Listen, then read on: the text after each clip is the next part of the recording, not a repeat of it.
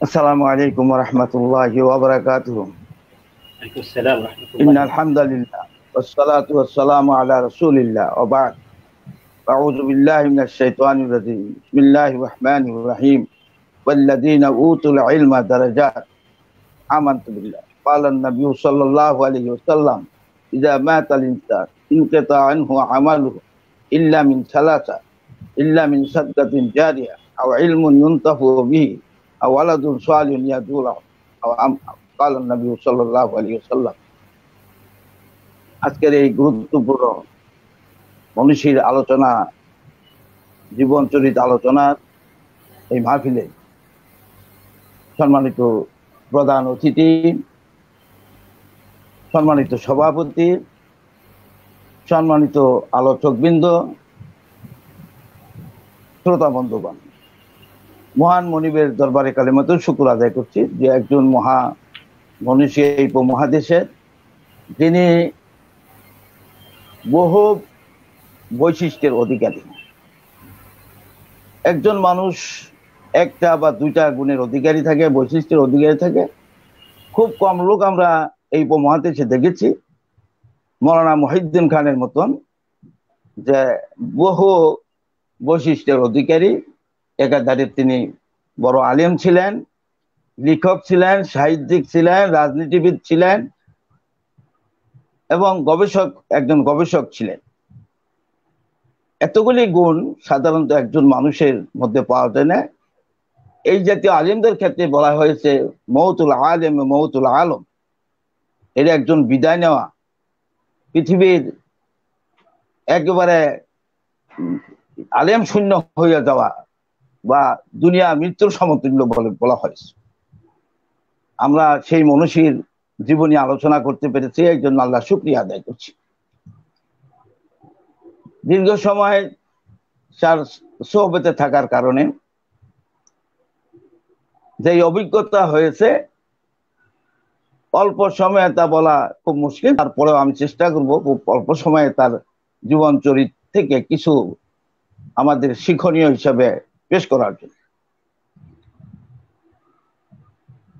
প্রথম হচ্ছে যে তার যে মাসিক মদিনা, বলতে গেলে তিনি শুধু সম্পাদনের প্রতিষ্ঠাতা সম্পাদক ছিলেন তিনি, এবং পৃথিবীর বহু মুসলিম দেশেই, বাংলাদেশের বাইরেও বহু মুসলিম দেশের বাংলা ভাষাভাষীদের মধ্যে এই পত্রিকার প্রসার যথেষ্ট ছিল। এবং তিনি বলে বেড়াইতেন যে তার জীবনের মদিনা নাম রাখার কারণে হয়তো বা আল্লাহ রাব্বুল আলামিন যে বরকত দিয়েছেন তার পরিবার পরিজন পরিচালনার জন্য এবং দ্বীনি দাওয়াতের ক্ষেত্রে এই মাসিক মদিনা যথেষ্ট ভূমিকা রেখেছে বলে ওনার মধ্যে ছিল। একজন মানুষ হেজবিয়াতের উপরে উঠা আজকালকার যুগে আমাদের দেশে আসাবিয়াত থেকে মুক্ত থাকা এটা খুব কঠিন। কোন বিষয়ে তিনি খুব মোতাসাদ্দ ছিলেন না। সব মাকতাবে ফিকের, বিভিন্ন মাযহাব, বিভিন্ন চিন্তাবিদদের সবার কাছে তার একটা গ্রহণযোগ্যতা ছিল। তিনি আলিয়া দ্বারা শিক্ষা লাভ করলেও আমাদের দেশের বিরাট একটা সংখ্যক কওমি দ্বারার সাথে জড়িত, যারা কাওমি নিসাবে পড়াশোনা করছেন, দেওবন্দে নিসাবে পড়াশোনা করছেন। কিন্তু আমরা লক্ষ্য করেছি যে আলিয়া মাদ্রাসার যারা এই ধারার সাথে যারা আছে তাদের সাথে যা যত সম্পর্ক, তার চেয়ে বেশি সম্পর্ক ছিল কাওমি দ্বারার যারা ফারেক তাদের সাথে। এটা খুবই আশ্চর্যজনক। আমাদের সমাজে এটা খুব কম হইয়া উঠে যে আমাদের এক ধারার শিক্ষিত লোকরা অন্য ধারার শিক্ষিত লোককে দেখতে পারে না, কিন্তু তার সময় এটা তার ব্যাপারে খুব ব্যতিক্রম ছিল। এটা আমরা লক্ষ্য করেছি। আমরা দেখেছি যখনই এই উপমহাদেশে, বিশেষ করে আমাদের এই ভূখণ্ডে ইসলামের বিরুদ্ধে, নবীর বিরুদ্ধে, কোরআনের বিরুদ্ধে কেহ কটূক্তি করেছেন, তিনি রয়্যাল বেঙ্গল টাইগারের মতন গর্জে উঠেছেন। আমরা দেখেছিলাম যে তাসলিমা নাসরিনের ব্যাপারে যখন পল্টন ময়দানে সমাবেশ ডাকা হলো, তিনি সবাই আগে একটা লাঠি নিয়ে সেখানে উপস্থিত। বললাম যে হুজুর এত আগে, ওই যে না মিস হয়ে যায় কিনা, দেরি হয়ে যায় কিনা। আমি এর থেকে বঞ্চিত হয়ে যাই কিনা। এবং তিনি বক্তৃতার দিকে খুব বজ্রকণ্ঠে লাঠি উঁচু করে বলেছিলেন, যদি আজকে যদি তাকে কোনো বিচার করা না হয়, এই দেশ থেকে বাইরে হয়ে না যায়, তাহলে এই লাঠিটার এটার বিচার করা হবে। আমরা লক্ষ্য করেছি সেই মিছিলের লক্ষাধিক লোক উপস্থিত হয়েছিল। সেই রাত্রিতেই এই উপমহাদেশ দেশে পলাইয়া গেছে সেই লোক এখান থেকে তাসলিমা নাসরিন, এবং বাংলাদেশে আসার সাহস সে করেন। এইভাবে যখনই দুর্দিন এসেছে, সালমান রুশদি সহ আরো যারা কটূক্তি করেছে রাসূলকে নিয়ে, কোরআনকে নিয়ে, সেখানে তিনি বলিষ্ঠ ভূমিকা রেখেছেন। কে ডাকলো সেটা চিন্তা করেন নাই, সেই ডাকেই তিনি সাড়া দিয়েছেন। যাই ডেকেছেন কেন, সেখানেই তিনি সাড়া দিয়েছেন। এই সংকীর্ণতার ঊর্ধ্বে উঠা আমাদের সমাজের আলেমুল আমাদের সবাই আমরা উঠতে পারি না, কিন্তু তা তিনি পেরেছিলেন। আমি তার জীবনের খুব বেশি লম্বা কথা না বলে, তাকে আমি যতটা দেখেছি, তিনি হকের পথে ছিলেন। তাওয়ানু আলাল বিররি ওয়াত তাকওয়া, যেখানে যে কোনো মহলে তাকে ডেকেছে, সে ভালো কাজ যদি হয় সেখানে তিনি হাজির হয়েছে। আমার জীবনের দুটি উল্লেখযোগ্য ঘটনা তার সাথে জড়িত, আমি তাকে বলতে চাই। একটি রাবিতাতুল আলমুল ইসলামের সম্মেলন ছিল 2002 সালের এপ্রিল মাসে সম্ভবত। তো বাংলাদেশ থেকে তিনি গিয়েছেন, তার সফর সঙ্গে আমি ছিলাম, আরো আমাদের দেশের আরেকজন বড় আলেম ছিলেন। আমরা সেখানে যাওয়ার পরে পাশাপাশি রুমে আমি আর উনি ছিলাম। তিনি আমাকে প্রতিদিন আমরা 3টার সময় উঠেই হারামে যেতাম, তো দরজা খুলে রাখতেন উনি, যে আমি ওনাকে নিয়ে যাব। সেই একদিন আমি সেই 3টার সময় গিয়ে দেখলাম দরজা খোলা। বললাম যে হুজুর রেডি, বললো যে আপনি আসেন। রুমে ঢুকলাম, তিনি আমাকে একটি কার্ড হাতে দিয়ে বললো যে পড়েন।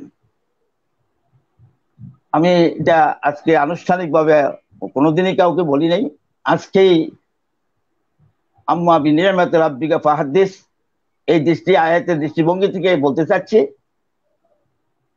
যে তিনি নাই, তার এটা বলতে গেলে সৌজন্যতারই কারণ। আমি দেখলাম যে লেখা হইলো বিতাকাতুন বিদুখুলিল কাবাতিল মুকাররমা। আমি পরে চোখ দিয়ে পানি এসে গেল। আমি বললাম যে হুজুর, আপনি যান। আমি বললাম যে আপনি যাবেন না, বললে যে আমি পরে যাব, আপনি যান, হারামে চলে যান। পরে আর জানতে পারলাম যে আমাদের বাংলাদেশের 3জন ছিলেন, একটি কাটি দিয়েছে। একজন ওই রাত্রে চলে আসছিল, ওই দিনই প্রোগ্রাম শেষ হয়ে গেছিল আনুষ্ঠানিকভাবে। আর উনি বললেন যে আমি একবার এই সৌভাগ্য অর্জন করেছি, এই জন্য এটা আপনার জন্য। এই যে মহানুভবতা তাকে আল্লাহ তাআলা দিয়েছেন, আল্লাহ রাব্বুল আলামিন তাকে জান্নাতুল ফেরদাউস নসিব করুক, দোয়া করি আমি। এই ব্রডনেস তার মধ্যে ছিল, মহানুভবতা তার মধ্যে ছিল, মানুষকে আপন করতে জানতেন। তার সাথে বহু সফরে গিয়েছি, দেশের বাইরে। রাবেতার সম্মেলনে 10 দিন ছিলাম তার সাথে। আমার মনে হয়েছে একজন মানুষ সফরে, মানুষ কষ্ট ক্লিষ্টের মধ্যে থাকে, কিন্তু তার সাথে কেউ থেকে কষ্ট অনুভব করছে সেটা আমি ফিল করি না, অনুভবও করি না। এতটা তিনি আন্তরিক ছিলেন মানুষের সাথে, মানুষকে আপন করার ব্যাপারে এতটা তিনি যোগ্যতা অর্জন করেছেন। যে ইবাদুকা, আমার নাম মনে হয়েছে যে ওনার নামের সাথে মহিউদ্দিন, এই দিনের দিনকে জীবন্ত করার জন্য যুগে যুগে দিনের ধন সংকীর্ণতা এসেছে বা কোন দুর্বল অবস্থা এসেছে, তিনি তার নামের সার্থকতা বজায় রেখে মানুষকে সতেজ করতে পেরেছেন এবং দুর্দিনম দিনকে বিজয়ী করার জন্য যে বলিষ্ঠ ভূমিকা রাখার তিনি তা রাখতে পেরেছেন, এবং এতেই তার নামের সার্থকতা হয়েছে বলে আমার মনে হয়েছে। তার মৃত্যুর বেশ কিছুদিন আগেই তিনি একদিন সকালবেলা আমার সাথে দেখা, তিনি বলতেছিলেন আজকে একটি স্বপ্নে দেখেছি। আমি বললাম যে হুজুর কি? বললো যে আর কাউকে সহজে বলা যাবে না। বলেন, বললো যে আমি বাসার থেকে সাধারণত বাংলা বাজার যাই রাস্তায়, স্বপ্নে দেখতেছিলাম যে আমি বাইরে আসলাম, যা রাস্তার মধ্যে বহু আলেম ওলামা জমা ভিড় করে আসছে এবং একটা বাড়িকে ঘেরাও করে আছে। জানতে পারলাম যে এই বাড়ির ভিতরে স্বয়ং নবী মুহাম্মদ রাসূলুল্লাহ সাল্লাল্লাহু আলাইহি ওয়াসাল্লাম আছেন। ওনার সাথে সাক্ষাৎ করার জন্য এইসব লোকেরা ভিড় করে আছে। আমি কোন হেকমতের ভাবে আমি এটা ঢুকে পড়লাম, যেহেতু আমি মহিউদ্দিন, এই জন্য ঢুকে পড়তে পারলাম। গিয়া দেখলাম যে একটা রুমে রাসূল শুয়ে আছেন, পশ্চিম দিকে মাথা দিয়ে একটা চাদর মুড়ি দিয়ে, এবং তার মাথার কাছে অনেক, চারিদিক দিয়ে অনেক লোক বসে, মাথার মধ্যে যে কোন লোক, যে কয়জন বসা তার মধ্যে আমি কয়েকজনকে চিনেছি। একজন সাথে গিয়ে আমি বসলাম, তিনি মৌলানা মতিউর রহমান নিজামী। তাকে আমি জিজ্ঞেস করলাম যে আমি কি রাসূলের চেহারা মোবারক দেখতে পারবো? বললো যে একটু অপেক্ষা করেন। তারপরে দেখলাম যে রাসূল নিজেই তার চাদরটা, মুখটা খুলে একটু মুস্কি হাসে সবার দিকে তাকে আবার মুখ বন্ধ করে দিলেন। এরপর আমি জেগে গেলাম। রাসূলকে তিনি নিজে স্বপ্নে দেখেছেন, নিজেই তিনি আমাকে বলেছেন। আমার মনে হয় যে একজন মানুষ পরিপূর্ণ হবে না, কিন্তু এই উপমহাদেশে যত কয়জন লোকের সভ্যতা আমরা পেয়েছি, দেখেছি, সব দিক মিলাইলে একজন সালেহ লোক বলতে তার মধ্যে তিনি সৎকর্মশীল হবেন, নেককার হবেন, সালাহিয়াত থাকবে, তার যোগ্যতা থাকবে, কোয়ালিটি থাকবে, সলহিয়াত থাকবে, অর্থাৎ সামঞ্জস্য বিধানের যোগ্যতা তার থাকবে। এই সব কয়টা গুণ তার মধ্যে ছিল, যেই কারণে তিনি যে কোনো দুর্যোগ বয় মুহূর্তে আল্লাহর দিনের এই উপমহাদেশের স্বাধীনতার সর্বমুহূর্তের ময়দানে ঝাঁপিয়ে পড়েছেন, তার সাথে হাজার হাজার মানুষও ঝাঁপিয়ে পড়েছে। এই ভূমিকা তিনি রেখেছেন। তিনি যে সাহিত্য ভান্ডার রেখে গেছেন, সেই সাহিত্য ভান্ডার যতদিনই থাকবে আমার মনে হয় ততদিনই তিনি সব পেতে থাকবেন তার কবরে থেকে। এবং আল্লাহ রাব্বুল আলামিন কোরআনে যা বলেছেন, আল্লাযীনা উতুল ইলমা দারাজাত, দারাজাত বহু বছর অনেকগুলি মর্যাদা তার থাকবে। সে আয়াতের মেজদাক অনুযায়ী মৌলানা মহিউদ্দিন খান সাহেব এই আয়াতের মেজদাক অনুযায়ী ছিলেন। তিনি, আমার যা মনে হয়েছে যে সামঞ্জস্য বিধান, আমাদের দেশের বিভিন্ন দল, উপদল, ফেরকা এবং বিভিন্ন মাকতাবে ফেকে থাকার কারণে আমরা একজন আরেকজনের সাথে মিশতে পারছি না। তিনি একমাত্র ব্যক্তি যে সবার কাছেই তার গ্রহণযোগ্যতা ছিল বিদায় তিনি আমাদের সাথে পরামর্শ অনেক করেছেন বা পরামর্শ দিয়েছেন যে এইভাবে তাদেরকে আপন করতে হবে। ঐক্যের ব্যাপারে, এই জমিনে ইত্তেহাদ ইত্তেফাকের ব্যাপারে বলিষ্ঠ ভূমিকা তিনি তার জীবদ্দশায় রেখেছেন। আজকে তার অবর্তমানে এই ভূমিকা পালন করার মতন লোক এখানে খুব কম। আমরা দোয়া করব যে তার উত্তরসূরি আল্লাহ রাব্বুল আলামিন কাউকে এখানে বানিয়ে দেন, যিনি আজকে বাংলাদেশের এই অবস্থায় এই সমস্ত মাকতাবে ফিকিরের উলামায়ে কেরামকে ঐক্যবদ্ধ করে এই জমিনকে তার কোরআনের জন্য আল্লাহ তাআলা যে কোরআন নাজিল করেছেন, কোরআনের জন্য কবুল করুন এবং এই ভূমিকা পালন করার লোক আমাদের মধ্যে আল্লাহ তাআলা সৃষ্টি করে দেন এবং আমরা তারই পথ অনুসরণ করে ভূমিকা রাখতে পারি। এই তৌফিক আল্লাহ আমাকে দান করুন। এবং মাসিক মদিনার মদিনার সম্পাদক এখানে তার ছোট ছেলে আছে আমাদের স্নেহ আহমদ, তাদেরকে আমরা অনুরোধ করব তারাও এখানে সেই ভূমিকা রাখতে পারে। এখানে যে বিদগ্ধ আলোচক বৃন্দ আছেন, খালিদ সাহেব, আহমদ আব্দুল কাদির ভাই আজকের সভাপতি, এরপর মুজাহিদ ভাই আছেন ঢাকা বিশ্ববিদ্যালয়ের, ওনাদেরকে অনুরোধ করব যে আমরা যার যার জায়গায় থেকে আমরা একজনের দল আমি আরেকজন আমরা করবো না, কিন্তু কারো আমরা সবাইকে মর্যাদা দিয়ে কথা বলি। আজকে কেউ কাউকে মর্যাদা দিয়ে কথা বলছে না, সবার মধ্যে মনে হয় যেন কেমন একটা ভাব। সেই কারণে আল্লাহ অসন্তুষ্ট হয়ে এই জমিনের জন্য গজব নির্ধারণ করে রেখেছেন। একটা গরিব দেশে যেভাবে করোনা নামক একটা জীবাণু এসে সারা পৃথিবীকে তছনছ করে দিয়েছেন, যদি সেইভাবে আমেরিকার মতন, ব্রাজিলের মতন, ইতালির মতন বাংলাদেশের অবস্থা হয়, তাহলে আমার মনে হয় যে মানুষ না খেয়েও মারা যাবে, জানাজা ছাড়াও মানুষ মারা যাবে।